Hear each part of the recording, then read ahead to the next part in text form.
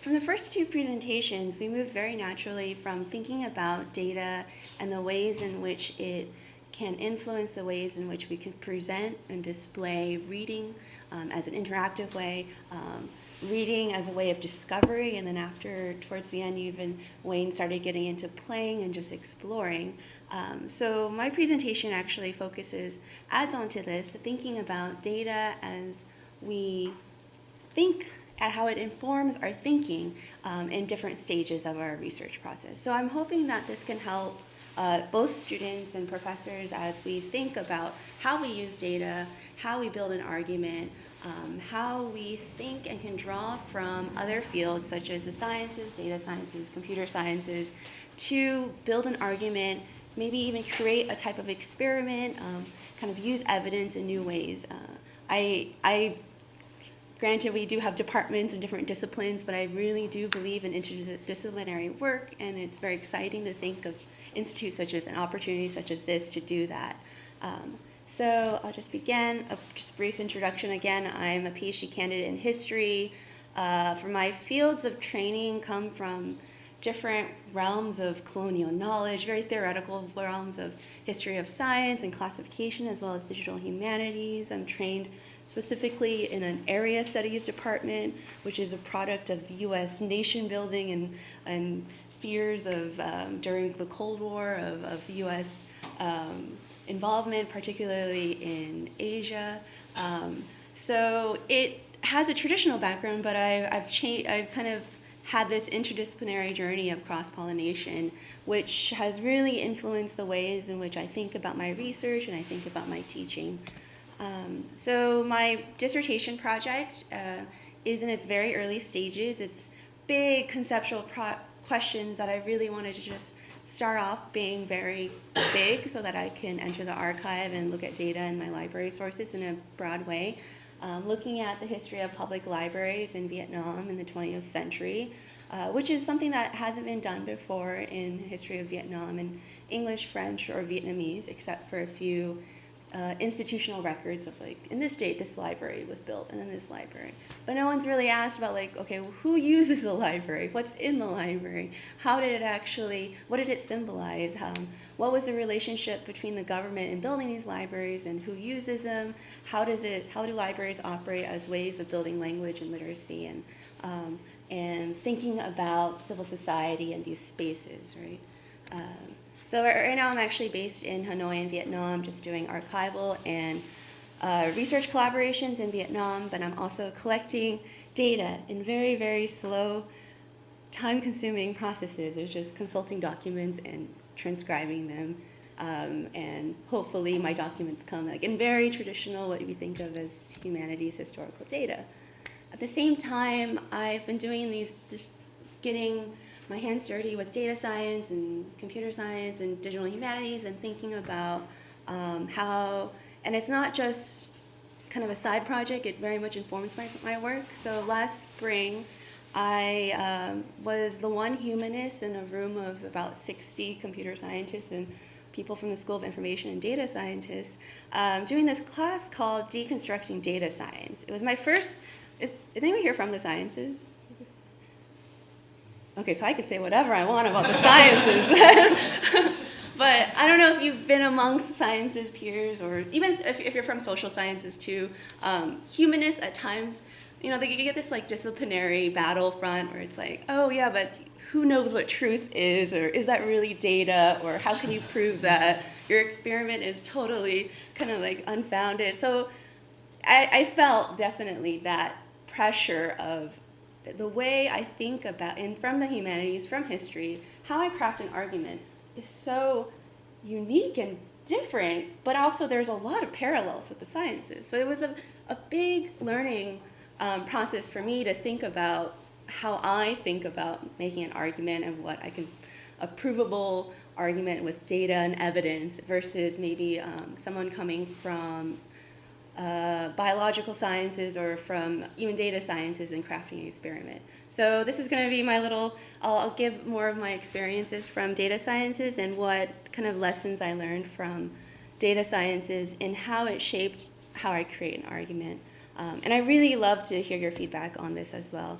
So everything that I from this talk is actually on my website, and as well as the data from the final project that I did with Jordan Shedlock from the School of Information. And it's also on my GitHub, and there's my blog post link.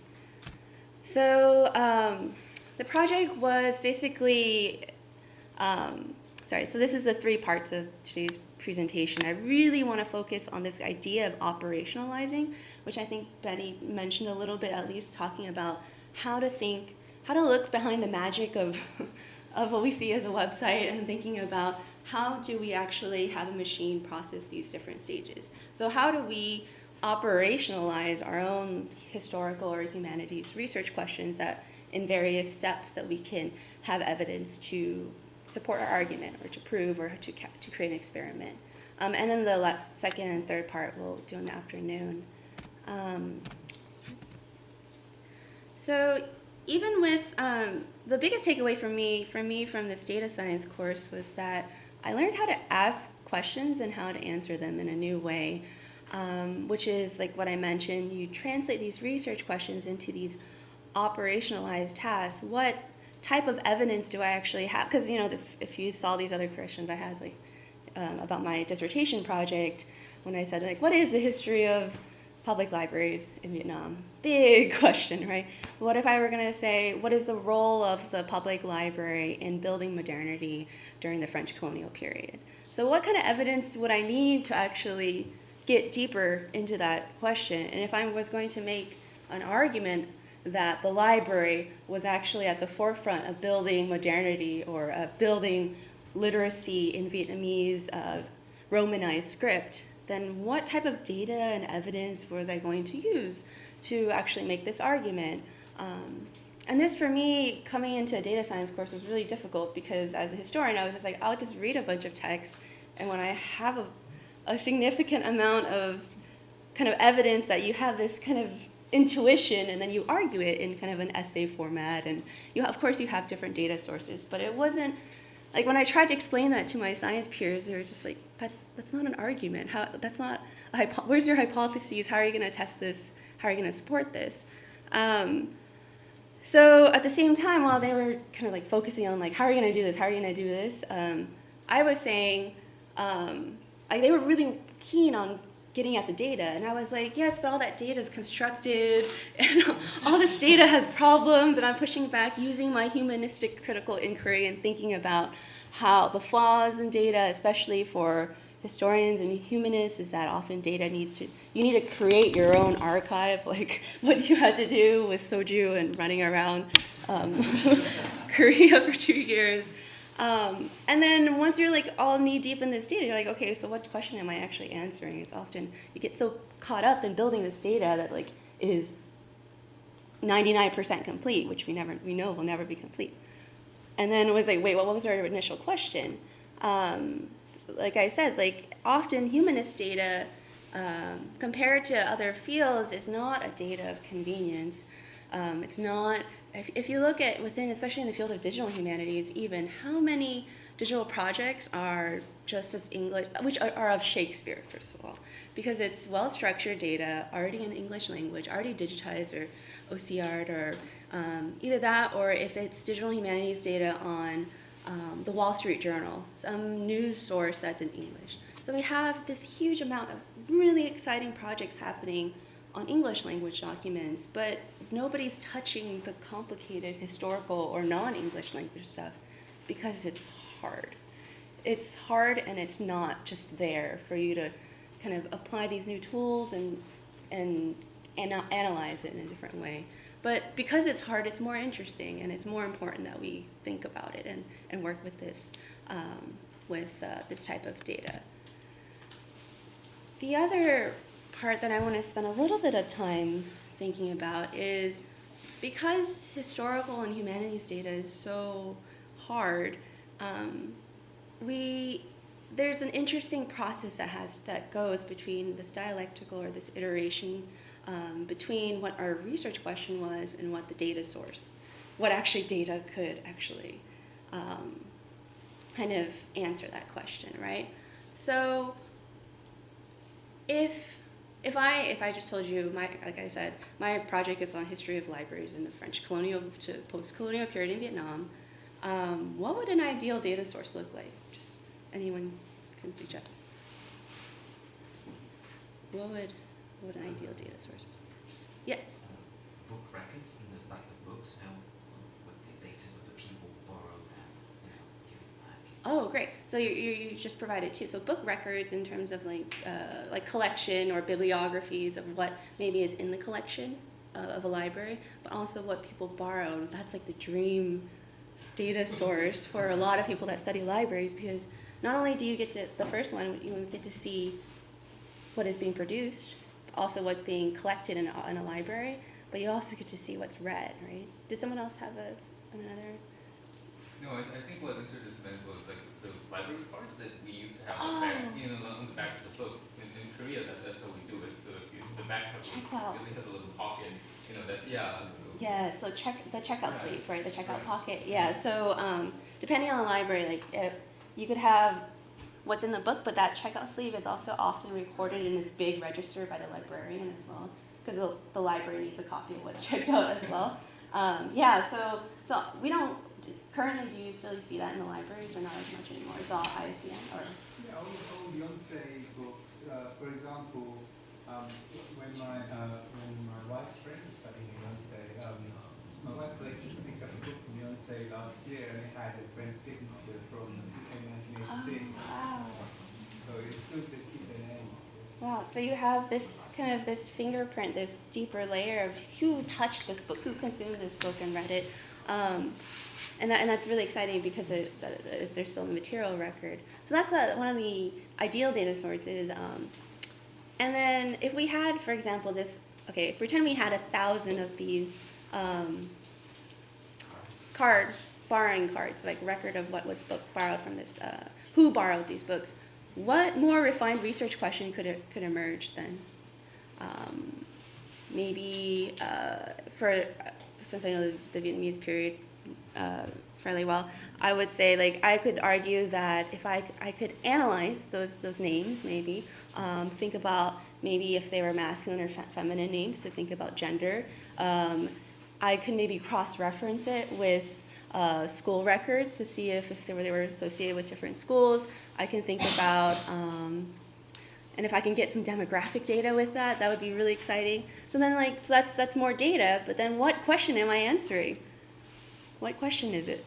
I'm basically trying to get at who's reading, right? Who's reading in these libraries? And if I wanted to make an argument, I would say that fiction books were the most popular books that were read during this period, and this would be my data source.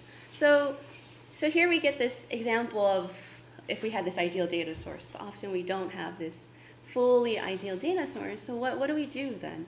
Do we still move forward and make these arguments? How does the role of fragmented data, how can we deploy it and use it in our research and still move on, right?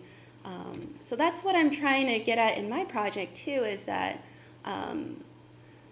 there's a balance, and you'll see as you do more data collecting and digital humanities work, between compiling and collecting data and building it up and thinking, is this the threshold? Is this enough data to actually make an argument? And there's no easy answer. I'm sorry, there's no easy answer to saying this is enough.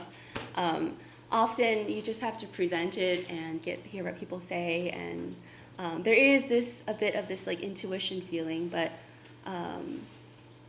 one of the things so I wanted to share from my experience working on the Vietnamese holdings in the Library of Congress is that I was able to, in this data science course, get a hold of a digitized bibliography of the Vietnamese holdings in the Library of Congress that was published in 82 and 87.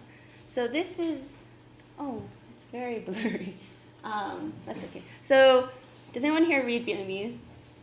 Okay, so I will refer. Oh, nice. Okay, but I was it's very blurry. It's hard to read. But so this was basically a collection that was it's two bibliographies. So it was about 2,000 pages long in total, and it had about 6,000 records over the period of 2 years of monographs. So about 6,000 monographs and about 4,000 serials or newspapers that were basically collected from the Library of Congress in 82 and later in 87 of Vietnamese materials, and most of the stuff that was collected, I just wanted to understand how was this thing collected. There was no information on how this bibliography was constructed, why the Library of Congress felt it needed and wanted to collect on Vietnamese materials. I mean, I had ideas. There was just basically a short paragraph in saying that this collection in the Library of Congress was critically important because after the Vietnam War in 1975, Americans were banned from going to Vietnam to do research. So a lot of the materials that American researchers could actually access were from university libraries or the Library of Congress. So this collection was essentially one of the ways in which Americans understood Vietnam. And that was one of my conceptual arguments, was that this was a way of collecting and presenting and understanding Vietnam. At the same time, I just wanted to understand and explore this collection without I couldn't go to the Library of Congress and read 10,000 books in 2 months. I wanted to see something about what years the books were being produced, that was in the collection, where they were being produced, and possibly what type of topics were being produced. So I found that most of the collected works were retrospective works, so anything they found before 1982, and then the 1986 record was anything published between 1982 and 86. So essentially, not anything that the Library of Congress get their hand on from 1986. The earliest stuff that was there was like an 1893 book, but generally most of the stuff that was collected was during the Vietnam War. So during early 1960s really was the main part to 1970s.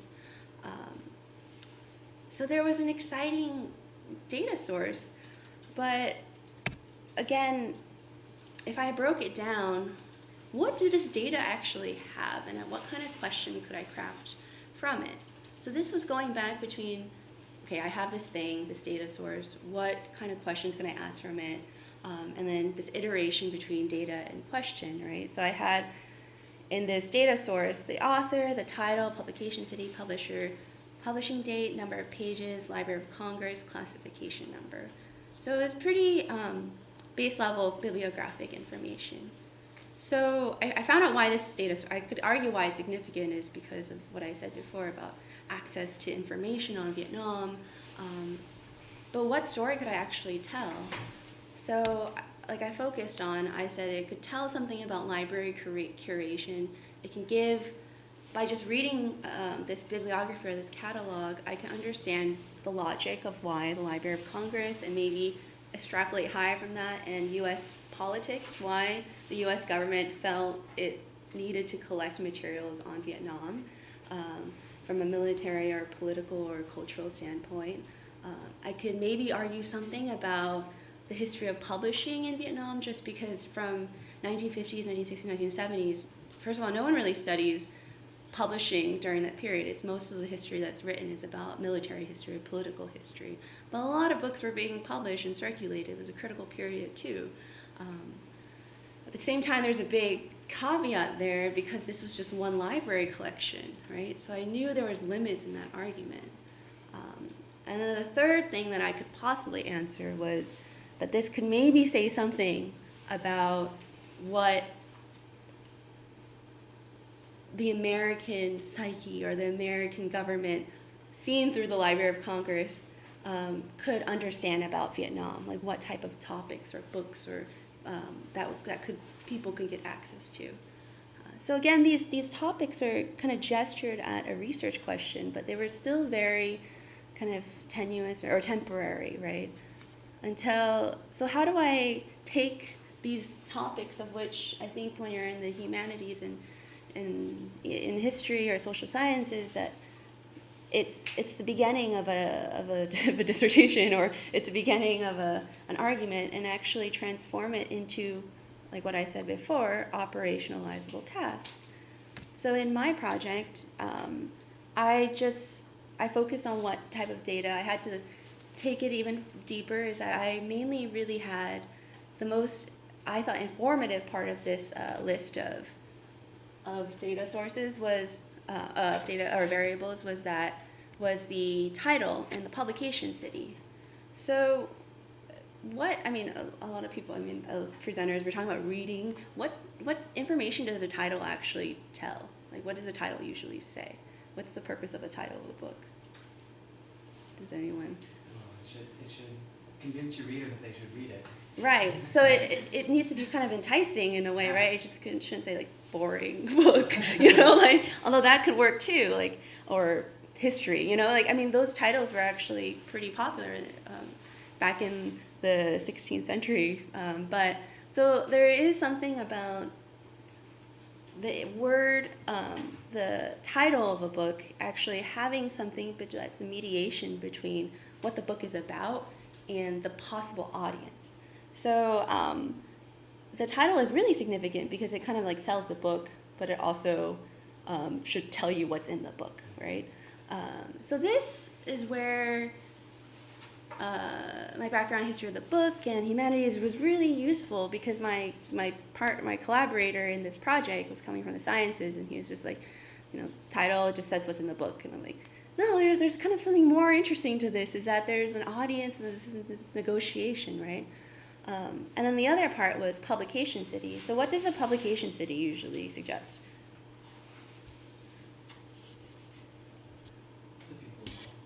The people. Yeah, Where they're from. where they're from. It could, it's where the thing was published, but it could also hint a little bit more about the publication industry. So if you look at and understand how the publication city or publication location was disaggregated, so this data could actually showcase more something deeper than that, right? So I had to turn these research questions into hypotheses, and I've never done that before. So these were my first stabs. You could feel free to like tune in and throw in more hypotheses, because these are, so we had to make testable hypotheses. I couldn't just, I can claim that my argument in the beginning was a hypothesis, but it wasn't. I couldn't test it. I couldn't make operationalizable tasks. So based on these assumptions that I had before, was that I had this key assumption, which was that different publication locations will have different distribution of topics.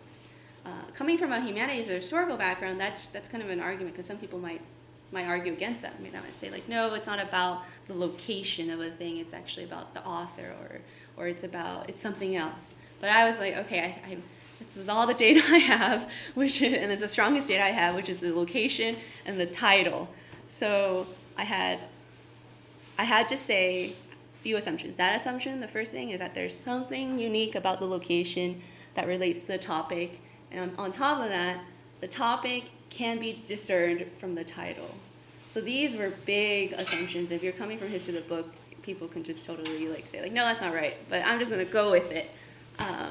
So then my sub-hypotheses were that Hanoi would have more topics on communism, war, revolution, army than Saigon, based on my understanding of Vietnamese history, where Hanoi, the center of the base of communism and the base of North Vietnam, would be producing more books on that topic. My hypothesis too was that Saigon would have more topics on U.S. ideas of modernity, democracy, anti-communism, given that it was fiercely an anti-communist national state backed by the U.S. government. And then my small sub-hypothesis was that the Library of Congress would actually prefer to collect materials from Saigon, which was its ally, than Hanoi. Right. So I'm just going to quickly. So I would operationalize this by counting, was the first one, which is looking at the distribution of collected works. And then probability is basically counting very smartly.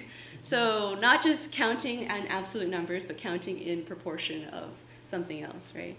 So I looked at that in probability. So I'm just gonna go through this fairly quickly. Is that I had to, so I had to basically take that PDF form, which you'll see later, you get to play with later in this afternoon, turn it into some type of format that can be read by a computer, clean it, because the OCR, as we know, OCR output is very horrible, tokenize it, which is Vietnamese words are actually often mono, double, or there's like 3 syllables in the word, so I had to tokenize it and clean it and then count it. So I counted it, and I saw that actually more records were from Hanoi than in Saigon, but a huge chunk was also invalid or uncategorized. So do I say this supports my claim, or this disproves my claim that the Library of Congress collected more from Saigon than from Hanoi? Or is this actually a confounding factor, is that so many of them are invalid? So what do I do with this? Like, if I were in a data science course, they would be like, no, you can't, you gotta throw this whole experience, that whole hypothesis is actually no, like, you can't make that hypothesis. So, like I said, Library of Congress actually collected more from Hanoi. And what I learned was that I just spent a lot of time reading the data source and reading all these titles, is that even after the Vietnam War, even after 75, because a lot of these materials were published in 82 and 83, that the Library of Congress was very, very, actually, maybe even more interested in collecting materials from Hanoi politics on communist ideology. So some of these are 2 example books that were in the Library of Congress. I also broke it down by the Library of Congress classification city to just see if there was any significant difference. One of the takeaway points was that actually I was hoping that there would be more about like politics and ideology or government, but it was really mainly about languages and literature. And then I realized that this was because I had another factor that I didn't consider, which was a lot of the collection materials in the collections weren't even published in Hanoi or Saigon. It was published from diasporic communities. So after 75, a lot of Vietnamese refugees, boat people left to Canada, US, France, Australia, and published and tried to preserve a lot of the language and literature, and that's what gave the spike for the diasporic population here. So then I realized that counting wasn't counting based on either publication city or this classification wasn't enough. So if I had another hour, I would talk about naive Bayes and different ways of using probability to predict and think about the significance of a word, but I just want to, these slides are online, and I hope to maybe we can talk about this in the future somehow. But I'll just give a preview of some of the things that I did based on probability. Was that we learned that words that were most characteristic of Hanoi were revolution, short story, literature, society, but for Saigon, were also short story, revolution, sorry. So those were the similar ones. The top ones were long story, short story, education, revolution, citizen. So this is top to bottom, and I highlighted in red the ones that co-occurred. Highlighted blue were kind of the words of interest that I found, was that I noticed that for Saigon, a lot of the stuff, like for example, the word for a person that was used heavily in Saigon was citizen versus, this is translate to, then people. So citizen versus people. And that gave insight into like the semantics of possibly the language that was used. So, just the concluding remarks was that, I'll talk about this as we get our hands dirty and clean up the data and work together on this, is that there's a lot of data cleaning that's involved in this. And you can clean your data and collect data, and that could take 99% of your time. But at one point, you gotta also say this is okay and move on and try to make an argument from it. At the same time, there's still significance in this, is that for quantitative analysis for historical discipline, because one, it made me read the bibliography really, really closely to just see what titles are in there. Two, it made me think about publishing from diasporic populations, kind of similar words that were used for titles to mean the same thing, like a person in the North was usually used was the word people, but in the South was used the word citizen. What does that mean in people's thinking about kind of a conceptual government or society? And then the last thing was that even with all these different technological kind of tools and cool, exciting things, counting is really useful still. It's just spending time to count and also count smartly, count with probabilistic thinking could reveal a lot about your project.